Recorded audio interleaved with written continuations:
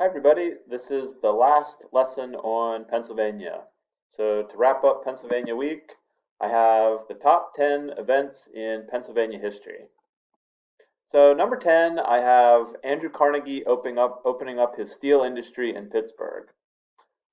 This was a big deal. Steel changed the world. At one point, Andrew Carnegie was the richest person in the United States. Of course, the Pittsburgh Steelers are named after this industry. Steel is created when you take iron and mix it with carbon. You do that through what Mr. Carnegie introduced to the United States, the Bessemer process, and what you get is a much stronger metal, steel. So, with the invention of steel, things could be built that were never built before. Like with this stronger material, you could get bridges farther and across rivers that you never thought you could get across before. The skyscraper would be invented, and not long after the skyscraper, they invented the elevator. Number 9, I have the Johnstown flood. This was in 1889. This was a disaster. 2,209 people were killed. This story actually relates to the last story. So Andrew Carnegie had his Pittsburgh factory, and he hired this guy, Mr. Henry Clay Frick, and they were looking for a recreational area for kind of the higher ups in the steel industry. They called this the South Fork Hunting and Fishing Club. And so they bought this man-made lake, this reservoir in Johnstown, and Mr. Frick had it stocked with fish. Um, According to stories, he is supposed to have had the dam lowered so that he could get his carriage across it. He is supposed to have had the emergency runoffs blocked so that none of his fish that he stocked the lake with could escape. And he's supposed to have not really taken care of the dam. So um, in 1889, a really bad storm came. The town was warned. There was a telegraph message the South Fork Dam was liable to break.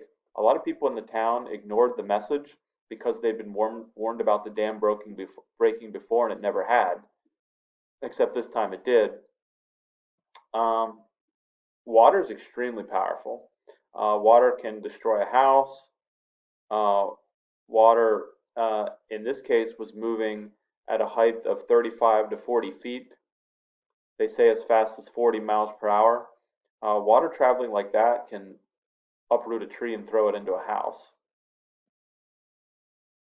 There was so much power with this dam break, bodies were found as far away as Cincinnati, Ohio. So Johnstown is it's in the western part of the state heading towards Pittsburgh. Think about how far Ohio is from that, and that's how far away bodies were found. Number 8 is the Flight 93 crash in Somerset County. So the story goes this flight, for whatever reason, was delayed, and it was delayed long enough that the passengers that were to be on board heard what was going on this day, which of course was planes being hijacked and used as weapons. And when the hijackers showed up on their plane, these folks decided that was not going to be their fate. They were not going to let their plane be used as a weapon against their country. And so they overthrew the hijackers, and the plane crashed here in Pennsylvania. For their bravery, the folks on board the plane were awarded the medal Congress can award. That's the gold medal from Congress. If you travel out to the museum, I was there, I think, a little over a year ago. Um, I forget how long it took to get there. I think it was less than 2 hours. If you go in the museum, you can listen to the last phone calls that the people on board made home. I didn't want to do it, but I know you can listen to them. This you can walk the path that the flight was on, and then you can walk all around the site of the crash. They won't let you near the site of the crash. Family, I believe, is allowed to go there. And then the rock there to commemorate where the plane went down.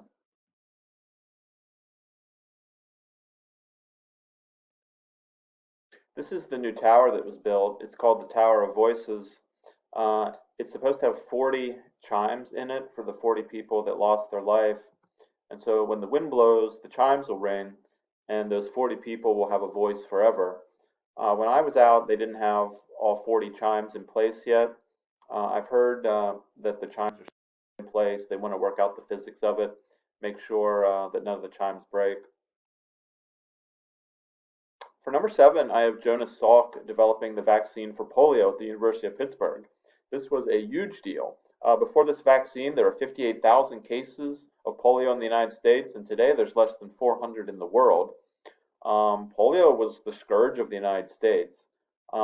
It's a muscle disease. It causes paralysis, by which I mean going paralyzed.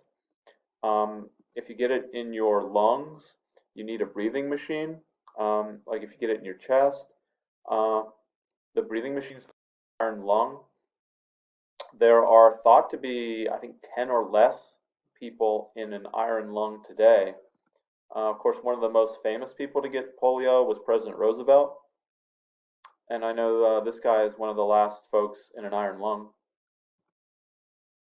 Number 6, I have the Battle of Fort Duquesne. This is going way back. This is the French-Indian War. The French won the initial battle, but knowing they were outnumbered, they decided to retreat. The British gained the territory, in part under the leadership of George Washington. So this is before the American Revolution. This is when George Washington was just starting to make a name for himself with the British. This would lead to the British gaining new territory and eventually winning the French and Indian War.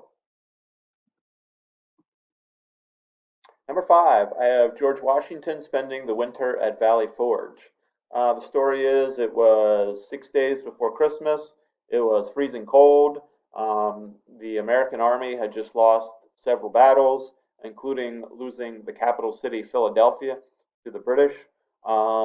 They were cold, low on clothing, low on blankets, low on food. Disease, lots of people lost their life and lots of people deserted. But Washington was able to keep the majority of the army together.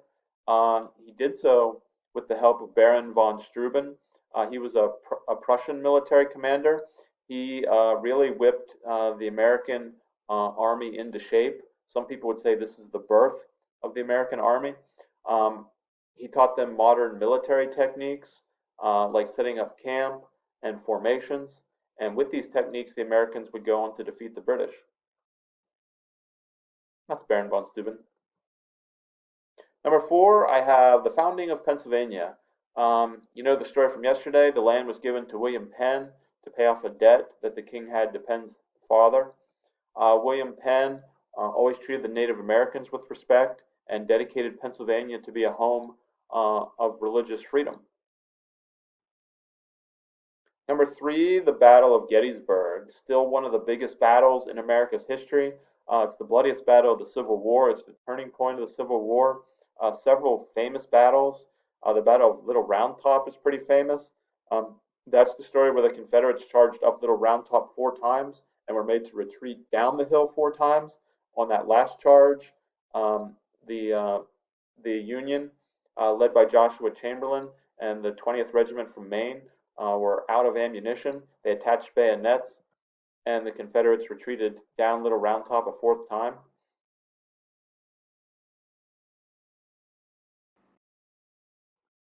And of course, probably the most famous battle is Pickett's Charge. This was on the 3rd day of the attack. This is devastating for the Confederates. General Pickett, at least half of his 6,000 men were dead, captured, or wounded. This was a defeat that the Confederacy never recovered from, and this is why it's the turning point of the Civil War. And I kind of cheated. I kind of threw in with the Battle of Gettysburg also to get the address. I know I've told you this story several times. This is when President Lincoln got off the train in the Gettysburg Square. He's supposed to walk, and if you remember, he touched those 2 trees. They call them the witness trees. Said, long after we're gone, these trees will be the witness of what happened here. and then he gave the most famous speech in American history 407 years ago. So that's 87 years ago. He says 87 years ago we started a country with the idea that everybody would be created equal. Well, that has not previously been the case in this country. And he says, I have two reasons for giving this speech. We're going to dedicate ourselves to winning this and creating a country where everyone really is treated equally. And we're going to dedicate the land here as a cemetery to remember those that gave their lives for that cause. So Gettysburg's not too far. You can go visit this. If you remember, if you want to stand close to where he gave the speech, you don't go to the statue, you don't go to the Gettysburg Address Memorial. You find the Jenny Wade grave. If you remember, she's the only civilian killed during the Battle of Gettysburg, and that's where Lincoln is supposed to have given the speech. Number two, I have the creation of the Constitution. Of course, you know James Madison is the Constitution, but this one, of course, makes the list because it's the rules, it establishes our government, it's the highest law of the United States. So it kind of makes you wonder, okay, if that's two, what's number one? Well, let's first look at the ones that didn't make the list. Nope, never mind. Look at number one. Number one, I have the Declaration of Independence.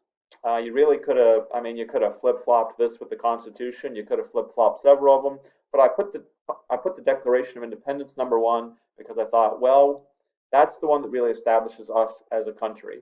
Without this one, a lot of the other stuff that happens never really has a chance to happen. The Declaration was approved on July 2nd and was announced on July 4th. July 4th is considered America's birthday. So that's it. If you go back to Schoology, I have a couple questions for you on some Pennsylvania history and also some more on the Pennsylvania Constitution. See you later.